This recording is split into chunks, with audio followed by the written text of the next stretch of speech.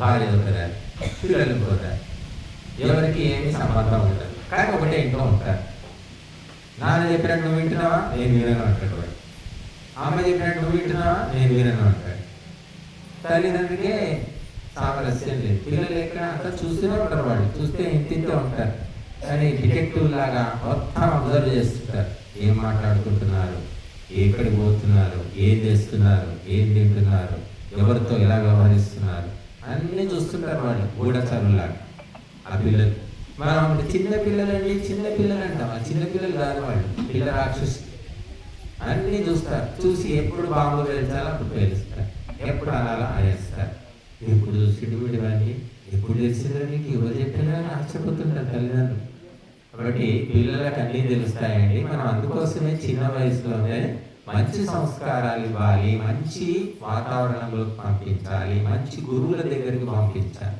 సినిమాలకు తీసుకెళ్తున్నారు, ఫ్యామిలీ ఏం సినిమాలు అవన్నీ, చెత్త సినిమాలు. ఒక పేరైనా బాగుంది అసలు, ఏ సినిమాలన్నా పనికొచ్చేది ఉందా? ఏమీ లేదు. సినిమాలన్నీ లవ్ అయిపోయేది. ప్రేమించుకోవడం ఎలా, లేచిపోవడం ఎలా, ఇంట్లో తల్లిదండ్రులు ఎదిరించి పెళ్లిళ్ళు ఎలా చేసుకోవాలి, ఇది చదువుకున్నాడు ఎక్కడ నేర్పిస్తున్నారు? ఏ సినిమాలలోనైనా హీరో చదువుకున్నట్టు బుద్ధిమంతుడుగా ఉన్నట్టు ఎక్కడ ఉండదు. అంతా రౌడీ పనులు, కోతి పనులు, కొండముచ్చి పనులు చేయడం, గతులు వేయడం, చదువు లేదు, ఏమీ లేదు. అదే హీరో అనుకుంటున్నారు. ఒక హీరో మీద ఉన్న ప్రేమలో ఒక వంతు కూడా తల్లి మీద లేదు, తండ్రి మీద లేదు. ఒక సినిమా ఏదో ఒక సినిమా రిలీజ్ అవుతుందంటే పరిగెత్తుకొని పోతారు, గుంపులుగా ఫ్లెక్సీలు పెడతారు, పోస్టర్లు ఇస్తారు, జై జై జై, పాలాభిషేకాలు, పూలదండలు. వాళ్ళ మొహాలకు ఎన్నడైనా తల్లికి ఒక పువ్వు ఇచ్చిన మొహాలను, తల్లిదండ్రులు కాళ్ళ మొక్కిన మొహాల వందలు కాదు, వేల మంది, లక్షల మంది ఉన్నారు. ఆంధ్రలోనైతే సినిమా పిచ్చోళ్ళు ఇంటికి ఇద్దరు వెళ్తారు. ఆంధ్రప్రదేశ్ ఇంత సినిమా పిచ్చి, అభిమాన సంఘాలు. మరి వాడు ఎవరైనా అన్నం పెడుతున్నాడా? ఎవరైనా యోగక్షేమాలు అడుగుతున్నాడా? ఏ యాక్టర్ అయినా ఆలోచించడం లేదు. బుద్ధి నశించిపోయింది. విద్యావంతులకి ఎక్కువ చేస్తున్నారు, చదువురాని వాళ్ళు చెప్తే వింటున్నారు. చదువుకున్నారు అనుకునే వాళ్ళే ట్రైన్డ్ మంకీస్ లాగా అయిపోయారు వాళ్ళు. కాబట్టి ఎక్కడ ఎవరిని బాగు చేస్తాము, ఎక్కడి నుంచి మొదలు పెట్టాలి, ఏమి అర్థం కావట్లేదు. విద్య అనేది పూర్తిగా ఒక పశువుల కొట్టంలాగా అయిపోయింది. స్కూలు, కాలేజ్ అనేది పశువులను ఒక వరుసగా ఉంటాయి. చూడండి మీరు, పశువులు, జంతువులను చూడండి ఎంత చక్కగా ఉంటాయో. నేర్పించినట్టే ఏ పశువు ఏ కొట్టంలో ఏ గుంజ దగ్గరికి పోవాలో అక్కడికే పోయి అక్కడే కూర్చుంటున్నారు. తన గుంజ, తన ప్లేస్ ఏదో అక్కడే కూర్చుంటుంది. కానీ మనుషులు ఇంత చదువుకున్నామంటారు, ఏమీ కనిపించట్లేదు, డిసిప్లైన్ కనిపించట్లేదు మనుషులు. ఇంట్లో, బయట, చుట్టాల్లో ఎక్కడా కనిపించట్లేదు. కాలేజీలో అయితే కాలేజ్ అంటే ఇక పూర్తిగా సర్కస్, ఏమైనా చేసుకోవచ్చు. చదువు తప్ప అన్నీ ఉంటాయండి, దాన్ని కాలేజ్ అంటారు, గుర్తుపెట్టుకోవాలి. కాలేజ్ అంటే చదువు ఉండదు, ఫ్యాషన్లు, బ్యూటీ పార్లర్లు, అలంకారాలు, ప్రేమలు, రాగాలు, ద్వేషాలు, పగలు, ప్రతీకారాలు, హత్యలు ఎన్నో జరుగుతున్నాయి. కులాలు, మతాలు, ప్రాంతాల గొడవలు, గ్రూపులు, స్టూడెంట్స్ మధ్య కాలేజీ. చదువు మాత్రం సున్నా. వాడు ఒకడు ఉంటాడు చదివేవాడు, వాడిని అందరూ కూడా కాల్చుకు తింటారు. ఆ భయానికి వాడు కాలేజీకి రాడు, ఇంట్లో ఉంటే చదువుకొని పాస్ అయింది. మందు పార్టీ ఏ కాలేజీలో, స్కూళ్ళు 7th క్లాస్ నుంచే మొదలు పెడుతున్నారండి మందు పార్టీ. తల్లిదండ్రులు ఉన్నారా, పోయారా, వీళ్ళ అనాథరా అనిపిస్తూ ఉంటుంది వీళ్ళని చూస్తూ ఉంటే. అంటే గాలికి కని వదిలిపెట్టేశారు, గాలి దేవుడికి. ఆ గాలి దేవుడే చూసుకోవాలి వాళ్ళు. ఎంత ధైర్యంగా, ఎంత సంతోషంగా ఉంటారో ఆ తల్లిదండ్రులు. వాళ్ళ వల్ల ఇబ్బందులు పడ్డ వాళ్ళు పొద్దున్న లేస్తే వాళ్ళ తల్లిదండ్రులనే తిడుతూ ఉంటారు, వాళ్ళని తిట్టరు. మనం ఏదైనా వస్తువు కొనుక్కొని బాగాలేకపోతే ఏమంటాం, కంపెనీ ఎవరు తయారు చేసినా కంపెనీ వాడిని తిడతాం. పెద్ద కంపెనీ పేరు పెట్టుకున్నారు, ఏం లాభం, దరిద్రులు. ఇది పేరు చూసి ఇంత బాగుంది, ఇంత రేటు పెట్టారు, వస్తువు నాణ్యత లేదు, ఏమీ లేదు అని తిడతాం. అలాగా తల్లిని తిడతారు మొదలు, తర్వాత తండ్రిని తిడతారు. కనుక తల్లిదండ్రులు సంస్కారము, సదాచారము, ఒక సంప్రదాయము, వీటికి ప్రాధాన్యం ఇవ్వట్లేదు. అవసరం లేదనుకుంటున్నారు, స్కూల్లో అవసరం లేదనుకుంటున్నారు. మార్కులు కావాలి, ర్యాంకులు కావాలి, ఉద్యోగాలు కావాలి, డబ్బులు కావాలి, ఏమన్నా పర్వాలేదు అనుకుంటారు. చివరికి వాళ్ళ రంగు ఎప్పుడు బయటపడుతుంది తెలుసా అండి? నా కూతురు బంగారం, నా కొడుకు సింగారం ఎప్పుడు బయటపడుతుంది వీళ్ళ రంగంతా అంటే పెళ్ళి అయిన తర్వాత వారం రోజుల లోపలే రంగంతా బయటపడుతుంది. కాపురం చేసే రకాల, వదిలేసుకునే రకాల, ఉంటారా పోతారా తెలిసిపోతుంది అంతా. కాబట్టి మన ఇంట్లో మనము ఏదో సర్దుకొని ఎన్ని అవకతవకలున్నా నెట్టుకొస్తాం, కానీ ఒకరింటికి పోయినప్పుడు అప్పుడు అసలు రంగు ఎక్కడ బయటపడకపోయినా పెళ్ళైన తర్వాత మాత్రం అబ్బాయి అమ్మాయి ఇద్దరి రంగు బయటపడుతుంది. కాపురాలు నిలవడం లేదు, విడాకులు, వారం రోజులకి విడాకులు, లక్షలు ఇచ్చి పెళ్లి చేసుకుంటున్నారు. వాడికి సంతాన యోగ్యత లేదు, వాడి సంసార యోగ్యత లేదు. ఇటువంటి ఎందుకు వస్తున్నాయి? ఆరోగ్య సూత్రాలు లేవు, నైతిక విలువలు లేవు, కుటుంబ విలువలు లేవు, ధార్మిక విశ్వాసాలు లేవు, ఏమీ లేవు. గొర్రెల మధ్య స్కూల్కి పోయినట్టు పోవడం రావడం, పోవడం రావడం. ఏ మార్పు వచ్చింది? పిల్లల్లో ఏమైనా వచ్చిందా? క్రమశిక్షణ వచ్చిందా? ఎక్కడ పోతే ఎలా ఉండాలి, ఎవరితో ఎలా మెలగాలి, ఎలా మాట్లాడాలి, కనీస విషయాలు ఇవి చెప్పట్లేదే అని ఎవరు అడగడం లేదు. మీరు టీవీ చూడండి, పందులను ఎలా పెంచాలి కార్యక్రమం గంటసేపు చూపిస్తాడు. గొర్రెల పెంపకం గంటసేపు, చేపల పెంపకం అప్పుడప్పుడు చూపిస్తారు, పాడి పంట అని అదని ఇదని. పిల్లల్ని ఎలా పెంచాలో ఎప్పుడన్నా చూపించారు ఏ టీవీ ఛానల్లోనైనా? పిల్లల్ని ఎలా ఇంతవరకు ఎక్కడ చూపించలేదు, నేనైతే చూడలేము. మీరు చూస్తే చెప్పండి. మనిషి తన పిల్లలని ఏ విధంగా సంస్కారవంతంగా పెంచాలో ఇంతవరకు ఏ గవర్నమెంట్ ఆ కార్యక్రమం చేపట్టలేదు, ఏ స్కూల్లో లేదు, ఏ కాలేజీలో లేదు. ఏదో ఆ పూర్వకాల పెద్ద మనుషులు కాస్త కూస్తో చెప్పేవాడు. అలా కూర్చోకరా నాయన, సరి కూర్చో, అలా మాట్లాడొద్దా, ఇలా ఎదురు తిరగొద్దు, ఇలా తినాలి, సరిగ్గా కూర్చొని తిను, మాట్లాడుకుంటూ తినద్దు, ఏవో చెప్పేవాళ్ళు ముసలోళ్ళు. వాళ్ళంతా టపా కట్టారు, ఒకరి వెనుక ఒకరు టపా టపా టపా అంతా పోయారు. 60 ఏళ్ళు దాటగానే ఎవరు కూడా బతకడం లేదు, రోగాలు. బతికినా ఆరోగ్యంగా ఉన్నా ఆ ముసలి వాడు చెప్తే ఎవడు వింటాడు? నోరు మూసుకోవే అంటాడు వాడు, మనవాడు. ఎవరిని అనేది? నాయనమ్మనో అమ్మమ్మ. నోరు మూసుకో, మాట్లాడకు, నన్ను కాల్చుకు తిప్పడం ఎందుకు, నా ఇంట పడ్డం ఎందుకు, ఈ విధంగా చెప్తూ ఉంటారు. ఎందుకంటే స్కూల్లో నేర్పించేది అదే. మరి తల్లి, పెద్ద మనుషులు, అమ్మమ్మ, నాయనమ్మ, తాతయ్య మంచి చెప్తున్నారా చెడు చెప్తున్నారా తెలుసుకునే స్థితిలో లేని వాళ్ళు. ఏం చదువులని? చెడునేమో మంచి అనుకుంటున్నారు, మంచినేమో చెడు అనుకుంటున్నారు. ఫ్రెండ్స్ ఉంటారు, మాట్లాడితే ఫ్రెండ్స్, ఫ్రెండ్షిప్. ఒక్కడు ఒక పైసా ఇవ్వడు, ఒక పూట అన్నం పెట్టాడు. తండ్రి కంటే, తల్లి కంటే, తాత కంటే, అమ్మమ్మ కంటే ఫ్రెండ్స్, దరిద్ర ఫ్రెండ్స్. సరే వాళ్ళు ఏమైనా బుద్ధిమంతులా అంటే ఏమీ లేదు, సందులు గొంతులు వీధులు పట్టుకొని తిరిగే రకాలన్నమాట. ఆవార గ్యాంగ్, అర్ధరాత్రి పుట్టినరోజు చేసుకుంటారు నడి రోడ్డు మీద, ఆ టైప్ వాళ్ళకి. అటువంటి ఫ్రెండ్స్ అవసరమా? కొంతమంది ఫ్రెండ్సే ఉంటారు. అటువంటి చెత్త గ్యాంగ్ నాకెందుకని, ఇక మా ప్రైవేట్ భార్గవ లాంటి వాటికి ఎవరు అవసరమే లేదు. హాయిగా వాడు ఒక్కడే ఉంటాడు, హాయిగా ఉంటాడు.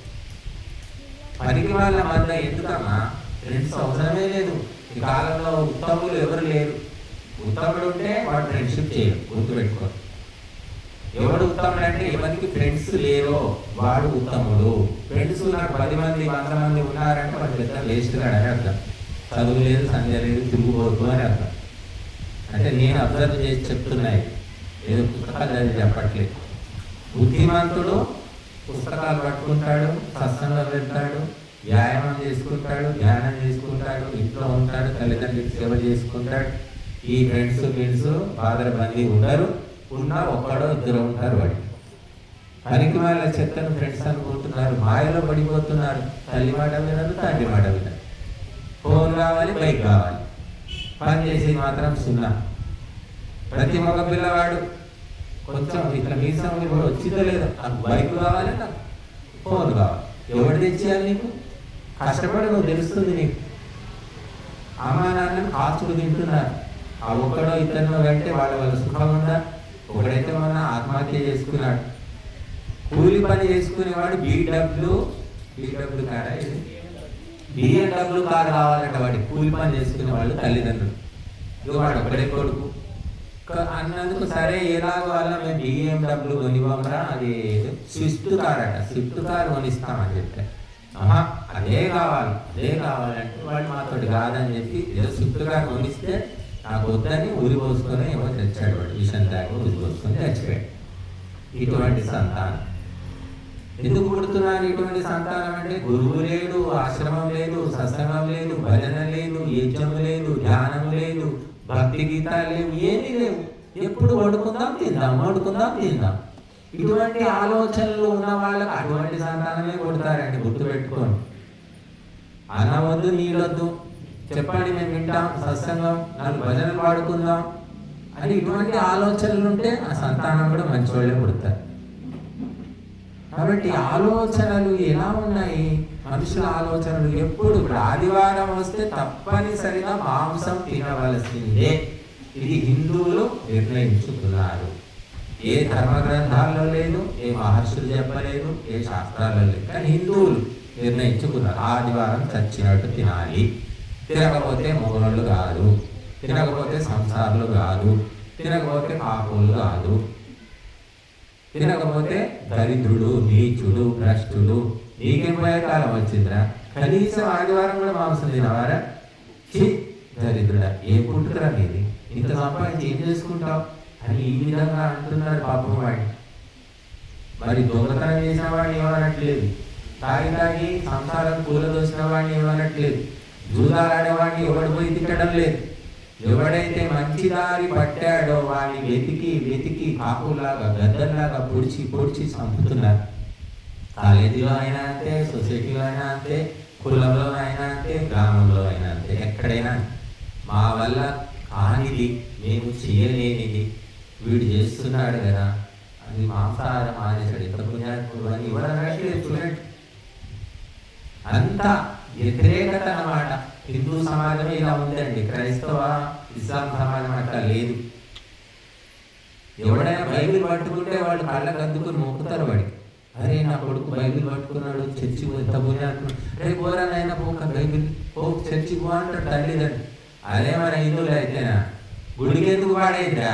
గుడికి ఎవడు మమ్మల్ని నీకు ఎంత వయసు? 15-12 ఏళ్ళకి గుడికి ఎందుకు పోతున్నావురా? రోజు ఎందుకు పోతున్నావురా? రోజు అవసరమా?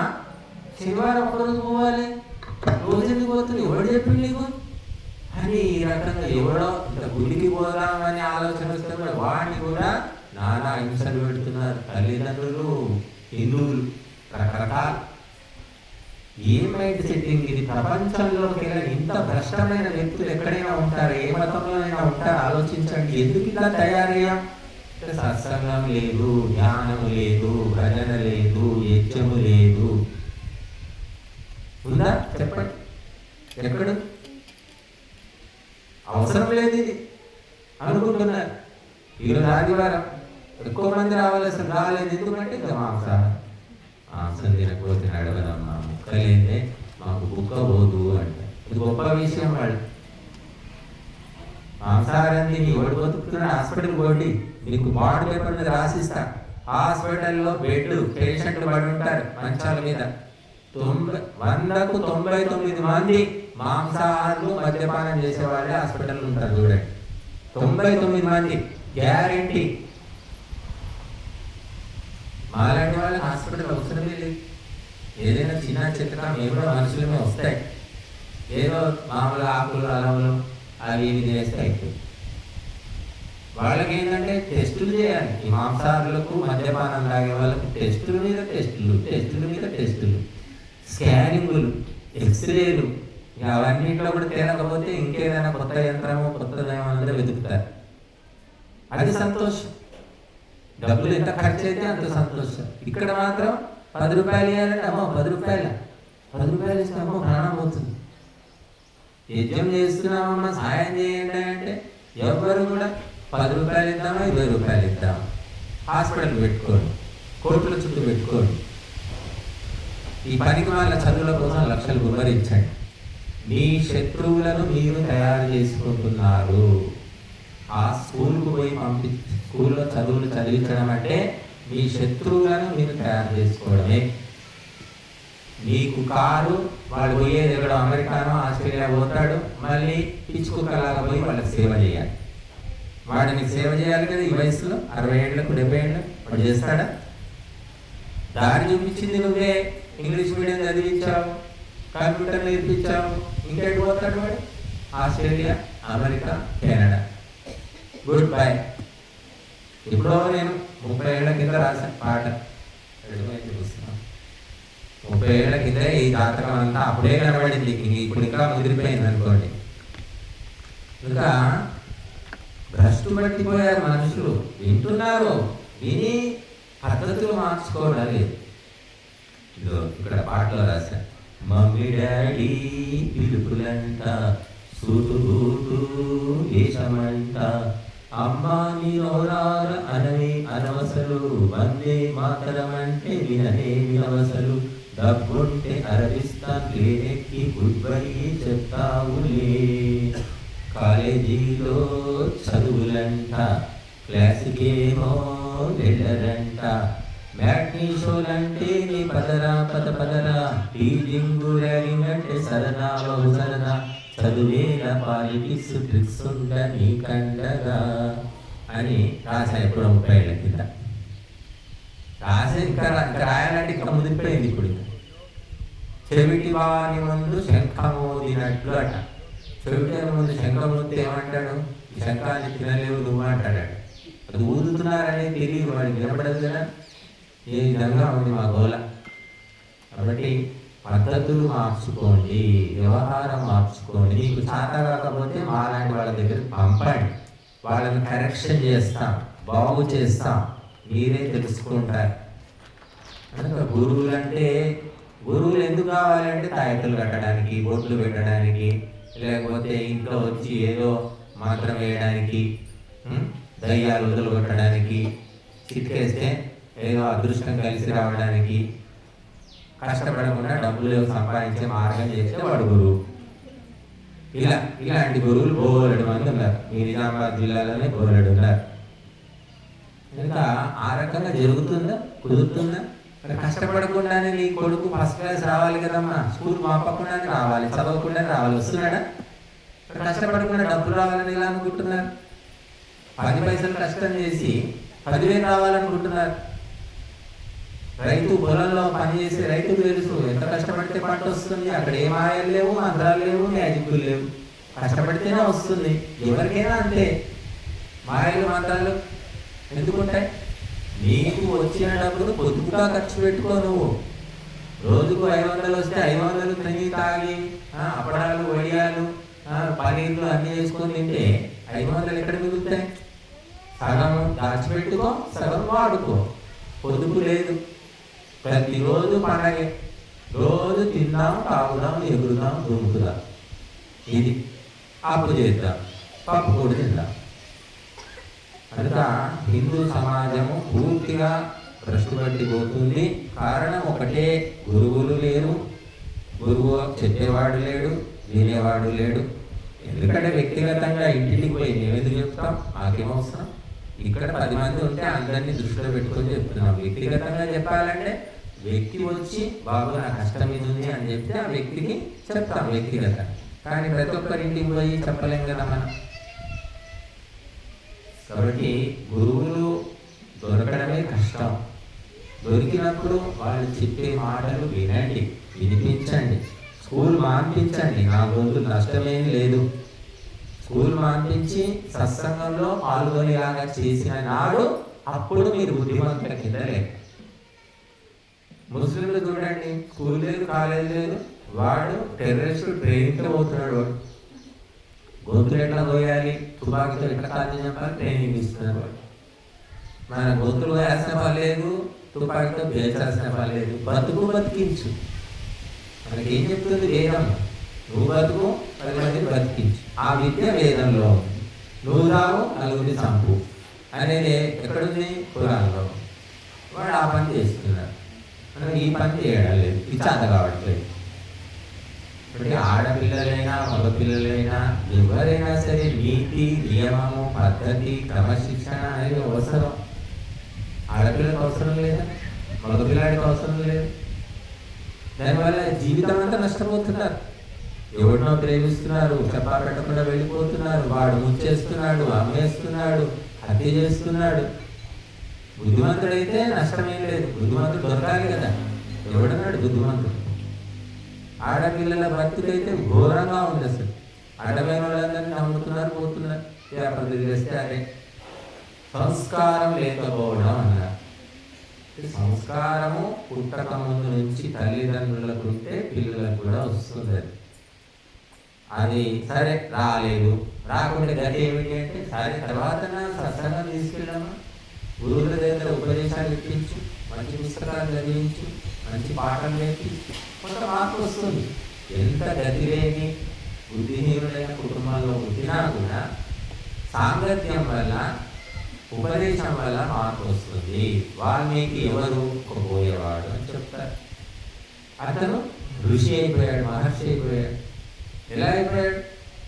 ఉపదేశంతో అయిపోయాడు. కాబట్టి మనము ఊరికే చెవికోసిన మేకలాగా పిల్లల మీద అరిచి లాభమే లేదు.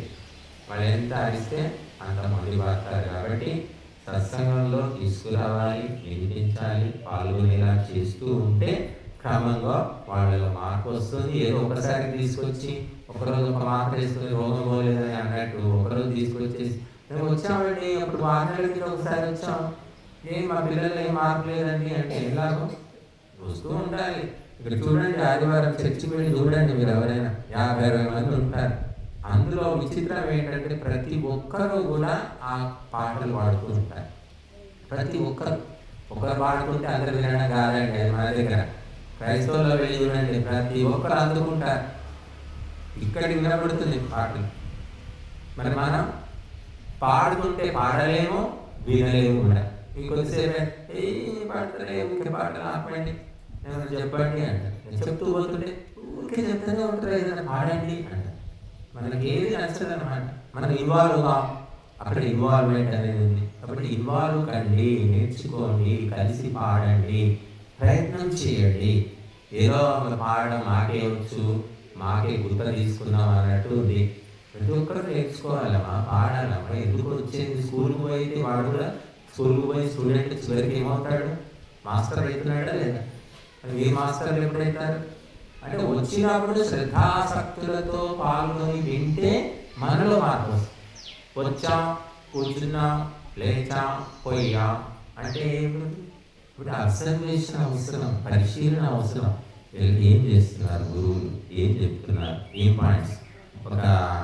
నేను 40 ఏళ్ల కిందట మా గురువు గారి దగ్గర సంస్కృతం నేర్చుకోవడానికి వెళ్ళినప్పుడు ఒక ఆవిడ వచ్చే టీచర్ అమ్మ, విజయలక్ష్మి టీచర్. ఆమె ఏం చెప్తే అది మంచి వాక్యాలు, మధ్య మధ్యలో పాఠాలు చెప్తే అది అంతా రాసుకుంటుండేది బుక్లో. అట్లా బోలెడు బుక్లు ఉన్నాయి ఆమె దగ్గర. ఎప్పటికో 50-60 బుక్లు తయారు చేసి పెట్టింది. ఇప్పుడు నాతో పాటు చదువుకున్న అమ్మగారు నాకంటే పెద్ద వయసు, ఇప్పుడు ఆమె 70-80 ఏళ్ళు ఉంటాయి. ఇప్పటికి కూడా ఏదైనా సత్సంగం అయితే వెళ్తుంటుంది, రాస్తూ ఉంటుంది. ఆమె మాత్రం చెప్పలేదు, చెప్పడం రాయడం అంటే నిజమంతా రాస్తూ ఉంటుంది. పోయి అట్లాగైనా రాసుకుంటున్నాను, మంచి పాయింట్స్ రాసుకోవచ్చు కదా, చిన్న బుక్ పెట్టుకుని. బట్టి గాలికి వింటే గాలికే పోతాయి, మనస్ఫూర్తిగా శ్రద్ధతో వింటే గుర్తుంటాయి, నిద్రలో కూర్చుంటాయి. మనకు ఒక చెడ్డ మాట బాగా గుర్తుంటాయి. ఒక్క మాట, ఇన్ని మంచి మాట చెప్తే ఒక్క మాట రోజారిందంటే స్వామీజీ అన్నాడు, ఈ మాట ఎట్లా అన్నాడు స్వామీజీ, ఓ ఊరంతా చర్చ. మరి మంచి మాటలు 3 ఏళ్ల నుంచి చెప్తున్నా, ఒక్కరికి కూడా ఎంతమంది గుర్తుందో నాకు తెలియదు. అలా ఉంటుంది మంచికి చెడుకు. మన బుద్ధి నెగిటివ్ కాబట్టి చెడ్డ మాటలే గుర్తుంటాయి. మమ్మల్ని ఎంతోమంది తిట్టారు, ఎంతోమంది వ్యతిరేకించారు, ఎందుకంటే మంచి చేయడమే తప్పు. మాకేం గుర్తులేదు, అది ఎవరో ఆ వ్యక్తుల్లో మర్చిపోయారు. ఎన్నోసార్లు అనుభవం అయింది, వాళ్ళ దగ్గరికి పోనే వద్దు అనుకుంటాం మేము, వాళ్ళ వ్యవహారం బాగాలేదు. మళ్ళీ 3 నెలలు అయితే మర్చిపోతాను, మళ్ళీ పోదాం పదా.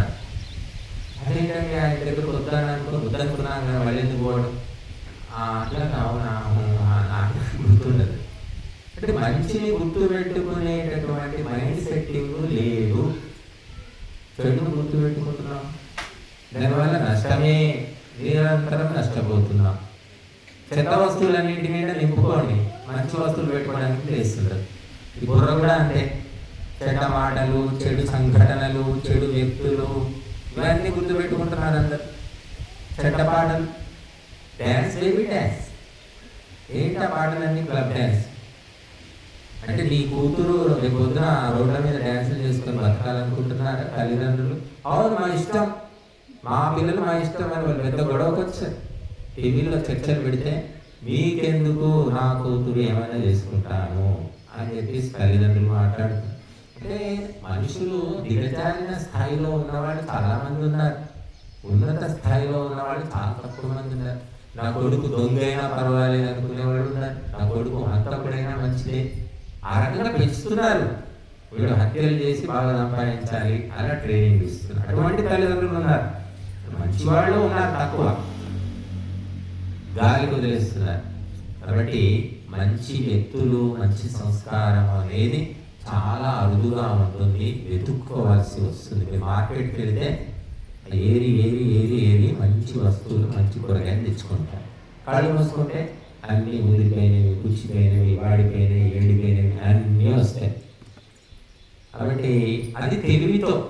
అందుకే కొంతమంది ఇది కూరగాయలు తెలవడం రాదురా, ఏదో మొత్తం గాలికి తీసుకొస్తాం, వాడైతే బాగా చేస్తాడురా, ఆ తమ్ముని పంపించండి, వాడు బాగా చేస్తాడు, కూరగాయలు చూసి చూసి ఏరి ఏరి తెస్తాడని.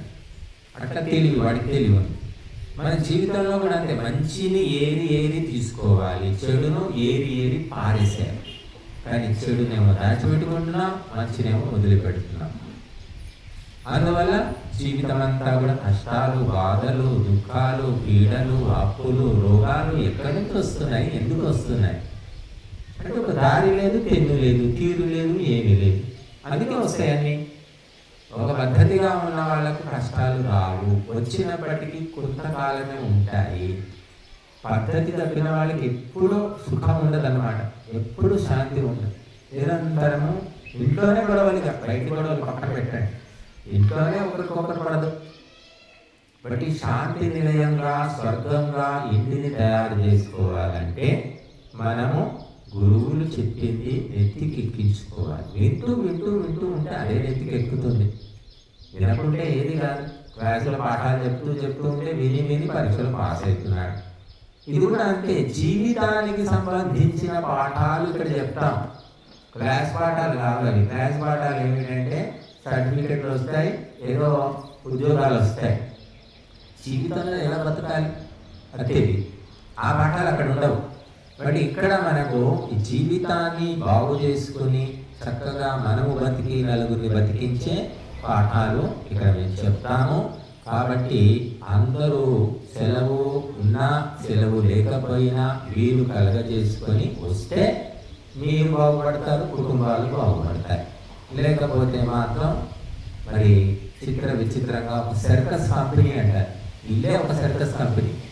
ఈనాడు ఇంట్లో శాంతి ఉంది అని ధైర్యంగా చెప్పగలిగే వాళ్ళు ఎంతమంది ఉన్నారు? ఏ ఊళ్ళోనైనా చాలా తక్కువ మంది. కాబట్టి మన భారతదేశము ప్రపంచానికే జగద్గురువు ఉండింది. కావాలి అనుకుంటే మన పద్ధతి మారాలి. చిన్న దేశం ఇజ్రాయెల్, ఎంతో డిసిప్లిన్గా ఉంటున్నారు వాళ్ళంతా, ఎంతో దేశభక్తి ఉంది, దేశం కోసం ప్రాణాలు ఇవ్వడానికి సిద్ధంగా ఉన్నారు. ఆడవాళ్ళు అలాగే, మగవాళ్ళు అలాగే. వాళ్ళకి చిన్నప్పుడే మిలిటరీ ట్రైనింగ్ ఇచ్చేస్తారు. ఆడైనా మగే. మనకేం ట్రైనింగ్ ఉంది? ఏమీ లేదు. తోసుకోవడం, దొరుకుకోవడం, ఇదే ట్రైనింగ్. గుడికి పోయినా తోసుకోవడమే, రేషన్ షాపుకు పోయినా తోసుకోవడమే, బస్సు ఎక్కాలన్నా తోసుకోవడమే. ఎందుకు ఈ తోసుకోవడం అంటే డిసిప్లిన్ లేని జాతి. ఒకటి డిసిప్లిన్ నేర్చుకోండి, పద్ధతి నేర్చుకోండి, నేర్పించండి, తెలియజెప్పండి. 1కి 10 సార్లు చెప్పండి, పిల్లలు కూడా వింటారు. బాబు, నాయన, చిన్న, అన్న చెప్పండి, మంచి మాటలతో చెప్పండి 10 సార్లు. వినలేదు కొంచెం గట్టిగా చెప్పండి, వినలేదు బెదిరించండి, వినలేదు కొన్ని వస్తువులు ఇవ్వకండి. ఎలాగో అలా ప్రయత్నం చేయాలి. తల్లిదండ్రులకు తెలిస్తేనే ఇది జరుగుతుంది. వాళ్ళకే సంస్కారాలు నేర్పుతారు, వీళ్ళకే నేర్పుతారు. కాబట్టి ఈనాడు హిందూ సమాజము, హిందూ కుటుంబాలు సంక్షోభంలో ఉన్నాయి. చాలా మీరు పోండి పోలీస్ స్టేషన్ పోయి చూడండి, అక్కడంతా రౌడీలు ఉండరు, గూండాలు ఉండరు, హంతకులు ఉండరు, అంతా ఫ్యామిలీసే. ఈ చెట్టు కింద ఒక ఫ్యామిలీ, ఆ చెట్టు కింద ఒక ఫ్యామిలీ, ఆ చెట్టు కింద ఒక ఫ్యామిలీ, ఈ చెట్టు కింద ఫ్యామిలీ కౌన్సిలింగ్. అన్ని కుటుంబ గొడవలే, ఏమీ లేదు. మళ్ళీ ఏముంది ఆ కుటుంబ గొడవ అంటే వడ్ల గింజలో బియ్యపు గింజ. అత్త నన్ను ఇలా అనింది, కోడలు ఇట్లా అనింది, మామ అలా చూశాడు, ఈయన ఇది చేశాడు, ఏమీ లేదు అక్కడ. అంత ఓర్చుకోలేని స్థితిలో ఉన్నారన్నమాట. ఎందుకు? సంస్కారం లేదు. సంస్కారం అంటే ఓపిక వస్తుంది, ఓపిక ఉంటే సమస్యలన్నీ పోతాయి, ఓపికే లేదు. కాబట్టి ఏ పోలీస్ స్టేషన్కి పోయినా మొత్తం ఫ్యామిలీస్ గుంపులు. ఏదో కొత్త సినిమా రిలీజ్ అయితే గుంపులు ఉన్నట్టు ఉన్నారు. మీరు పోయి చూడండి, ఇక్కడ హార్మూర్ కానీ ఎక్కడైనా పోయి చూడండి. మళ్ళీ వాళ్ళు చెప్పేది వింటుంటే అసలు ఏంటి, ఏమైనా అర్థం ఉన్న సమస్య అనిపిస్తుంది మనకి, ఏం అర్థం ఉండదు. కాబట్టి సంస్కారం లేకపోవడం వల్ల వచ్చే సమస్యలను ఏ ప్రభుత్వం పరిష్కరించలేదు, ఏ కోర్టులు పరిష్కరించలేవు, ఏ పోలీస్ స్టేషన్లు ఏమి చేయలేవు. మూలం ఏమిటి? సంస్కారము. ఆ సంస్కారమే ఈనాడు భారతదేశంలో కరువైపోయింది. కాబట్టి ఆ సంస్కారాలను పెంపొందించుకోవాలంటే మనము ధార్మిక, ఆధ్యాత్మిక, సామాజిక కార్యక్రమాల్లో పాల్గొనాలి. ఇది కూడా ఒక క్లాసేనమ్మా. క్లాస్ అంటే ఓన్లీ 4 గోడల మధ్య కూర్చొని పాఠం చెప్తేనే క్లాస్ అనుకుంటున్నారు. ఇది కూడా ఒక క్లాసే. ఇక్కడ మీరు వినేది, చేసేది, చూసేది, పాల్గొనేది, నడుచుకునేది అంతా ఒక క్లాసే. వ్యక్తిత్వ వికాస తరగతులు అంటారు, పర్సనాలిటీ డెవలప్మెంట్ క్లాసెస్ అంటారు వీటినే ఇంగ్లీష్లో అంటేనే ఆహా అంటామా, తెలుగులో అంటేనే అదే మనకు నచ్చదు. తెలుగులో అసలు ఏంటో అనిపిస్తుంది, ఇంగ్లీష్లో చెప్పాలి ప్రతి ఒక్కటి కూడా. గారె అంటే చీ, ఎప్పటిదో పాతకాలం. కేక్ అనగా అప్డేట్, మోడర్న్ కేకు బోకు ఇవన్నీ. కాబట్టి అందరూ కూడా సంస్కారాలు పెంపొందించుకోవడానికి రండి. ఈ పిల్లల్ని ముఖ్యంగా తీసుకొని రండి. ఎందుకంటే పిల్లలకు సంస్కారాలు లేక రాను పెరిగిన మరి ఎంతెంత పెరుగుతుంటారో అంత సమస్యలు పెరుగుతున్నాయి. కాబట్టి ఆ పిల్లల్ని ఒకరో ఇద్దరో ఆ ఇద్దరిని కూడా వేగాలనుకుంటే సంస్కారవంతులు చేయండి, ధార్మిక కార్యక్రమాల్లో భాగాన్వితులను చేయండి.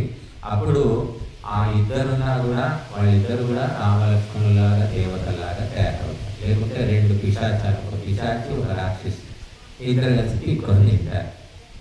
మనం హైదరాబాద్లో క్యాంప్ పెడితే ఒక అతను ఎంఏ PhD ప్రొఫెసర్, ఆయన వచ్చి ఒక రూమ్లో ఉంటున్నాడు. మనం ఉన్న రూమ్లో చూసారా, ముసలాయన చివరి రూమ్లో ఉండేవాడు.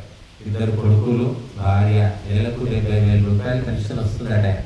ఇంట్లో ఆ కొడుకుల పోరు భరించలేక ఆశ్రమంలో వచ్చి ఆ రూమ్లో ఉంటున్నాడు. ఆయన బాగా తాగుతాడని నాకు చెప్పారు వేరే వాళ్ళు.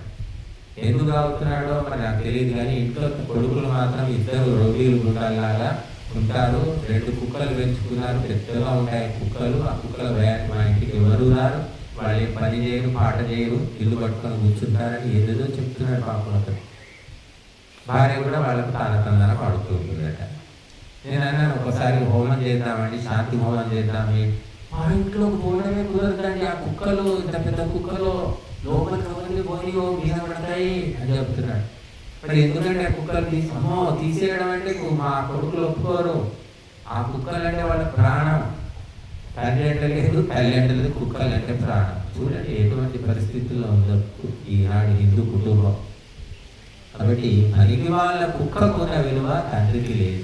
ఆ కొడుకుల బాధపడలేక ఆయన వచ్చి ఆశ్రమంలో ఉంటున్నాడు. కాబట్టి ఇటువంటివి చెప్పాలంటే 100, 1000, 1,00,000 కోటి ఉన్నాయి. కాబట్టి మనకు అటువంటి పరిస్థితి రాకూడదు అనుకుంటే మొదటి నుంచి కూడా ఒక పద్ధతిగా మనం ఉన్నాము. మన పద్ధతులు, క్రమశిక్షణ, సంస్కారము పిల్లలకు నేర్పిస్తాము. అప్పుడే మనకు శాంతి, సుఖము మరియు సామరస్యం ఉంటుంది.